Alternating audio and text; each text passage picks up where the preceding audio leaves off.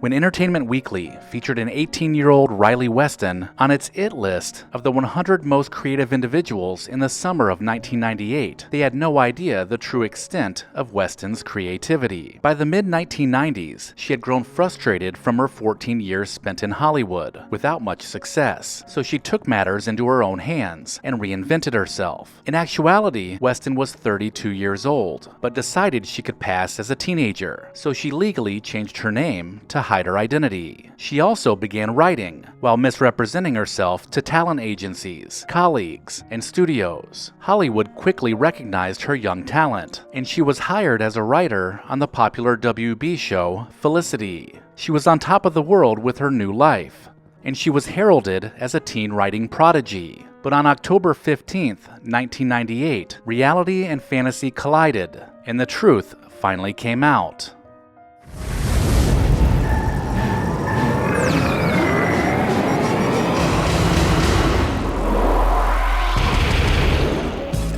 Hi, I'm Kurt Loder with an MTV News Brief. Riley Weston, an 18-year-old writer on the WB teen drama Felicity, was definitely in the fast lane this past June when Entertainment Weekly profiled her as one of what it called Hollywood's 100 most creative people.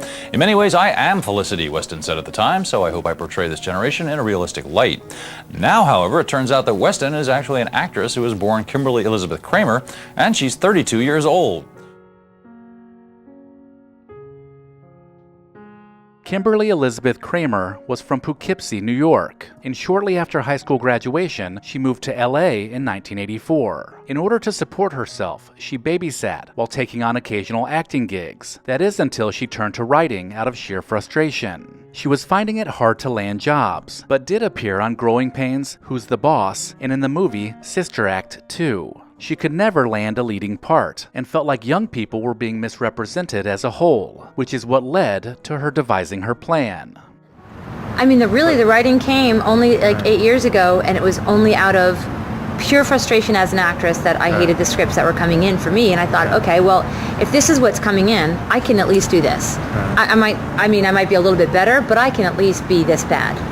That was my whole energy that went into the writing came from that place. It was out of frustration. The request for a name change was submitted to the Los Angeles County Superior Court in May of 1997. The actress, born in 1966, legally changed her name from Kimberly Elizabeth Kramer to Riley Elizabeth Weston. It was at this time that a script she had written, focusing on teenage sisters, began to circulate, leading the producers of the TV show Felicity to bring her on board as a writer. Suddenly, at age 18 again, she caught her big break.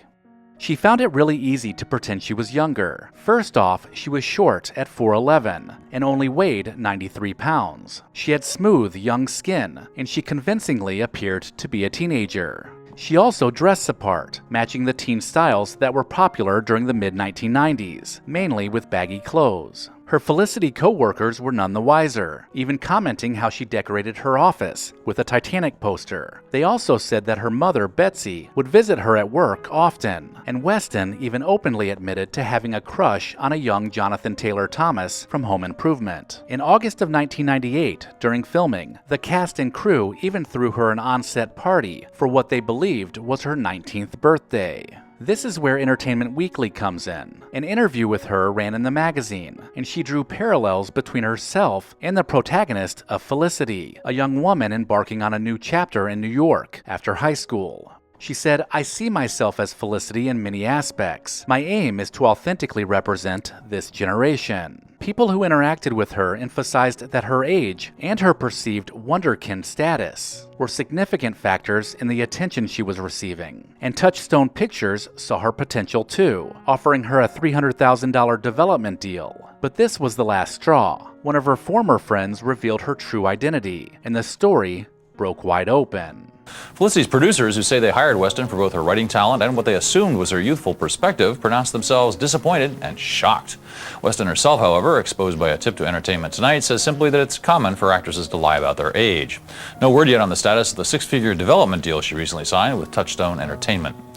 Everyone behind the scenes felt betrayed. The young prodigy narrative had propelled her into the spotlight, and the deception led to many important Hollywood people having smeared reputations. For Weston, she downplayed the allegations by suggesting her name change was necessary because of a stalker that wouldn't leave her alone. But that didn't excuse the blatant lies about her age, although she did state that lying about your age was an accepted practice in Hollywood. Her family was also involved in the ruse. Both her mother and her manager husband played along to keep the money flowing. Her mother showed up on set to reinforce the act, while her real-life husband pretended to just be her manager, never revealing that they were actually married. Ultimately, Riley Weston worked on only 7 scripts for the first season of Felicity, and they even cast her for an on-screen part in episode 8, which finds her playing a girl named Story, which seems fitting. Her writing contract with the show was not renewed, and the show cut ties with her, although they claim the contract ended before her true age was revealed. Hollywood was suddenly not interested in her writing, and so she was back to where she started before she executed the scam. Weston survived off her Touchstone deal, while working a bit in theater before heading back east to be near relatives. Despite all of the negative press, she continued to write, and even sold a screenplay to Artisan Pictures. In Hollywood, it is commonly believed that the industry is forgiving of almost anything, with the exception of box office failures. Riley Weston emphasizes that her fraud was hardly a big deal, saying that actors often reduce their ages, just as producers exaggerate production costs. But her case was different. They viewed her as a gifted writer, whose youth offered a valuable perspective. Once the truth finally came to light, there was no going back.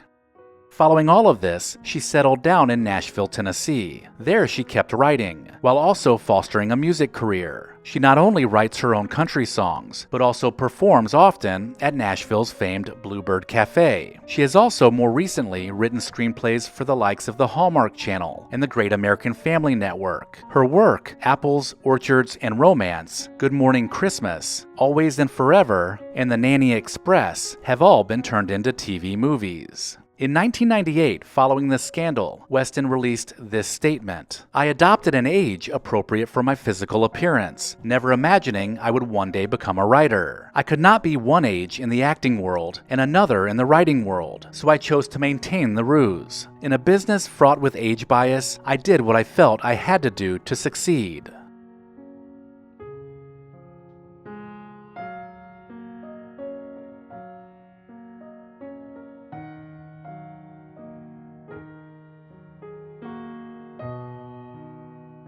Let me know in the comments if I missed anything, and please consider subscribing and sharing Recollection Road Entertainment with someone you know. If you enjoyed this video, consider watching this playlist. As always, thank you so much for watching.